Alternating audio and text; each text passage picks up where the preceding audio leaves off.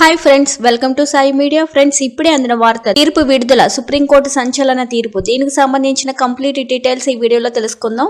వీడియోని పూర్తిగా చూడండి. అలాగే ఇప్పటి వరకు మన ఛానల్ ఎవరైతే సబ్స్క్రైబ్ చేసుకోలేదో దయచేసి సబ్స్క్రైబ్ చేసుకోండి. అదే విధంగా లైక్ చేయడం మాత్రం మర్చిపోకండి.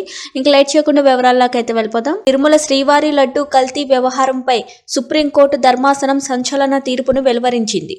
ఈ మేరకు స్వాతంత్ర దర్యాప్తు కోసం 5 సభ్యులతో కూడిన కొత్త సిట్ ఏర్పాటు చేయాలని ఆదేశాలు జారీ చేసింది. ఈ మేరకు టీటీడీ తరపున ప్రముఖ న్యాయవాది సిద్ధార్థ లోద్రా వాదనలు వినిపించగా సుబ్రహ్మణ్య స్వామి కోర్టుకు స్వయంగా తన వాదనను వినిపించారు. ఇక కేంద్రం తరపున సొలిసిటర్ జనరల్ తుషార్ మెహతా వాదనలు వినిపించారు.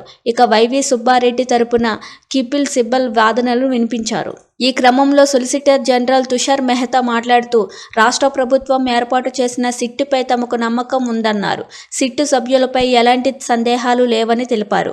అయితే అందులో కేంద్రం అధికారి పర్యవేక్షణ ఉంటే బాగుంటుందని అన్నారు. ఎలాంటి ఆధారాలు లేకుండా సీఎం లడ్డు కల్తీపై ప్రకటన ఎలా చేశారని ప్రశ్నించారు. వివాదం కోర్టులో ఉండగానే నిన్న కూడా ఒకరు ఇదే వివాదంపై మాట్లాడారని కోర్టు దృష్టికి తీసుకొచ్చారు. అనంతరం ఏపీ ప్రభుత్వం తరపున సిద్ధార్థ లోద్రా మాట్లాడుతూ భక్తుల మనోభావాలను దృష్టిలో పెట్టుకుని ప్రభుత్వం జరిగిన ఘటనపై ఎఫ్ఐఆర్ నమోదు చేసిందని తెలిపారు. ఈ విషయంలో తాము రాష్ట్ర ప్రభుత్వం ఏర్పాటు చేసిన సిట్టుతోనే దర్యాప్తు చేయించాలనుకుంటున్నామని కోర్టుకు విన్నవించారు. ఈ క్రమంలో ధర్మాసనం కలగజేసుకుని స్వాతంత్ర దర్యాప్తునకు ఎందుకు ఆదేశించకూడదని ప్రశ్నించింది.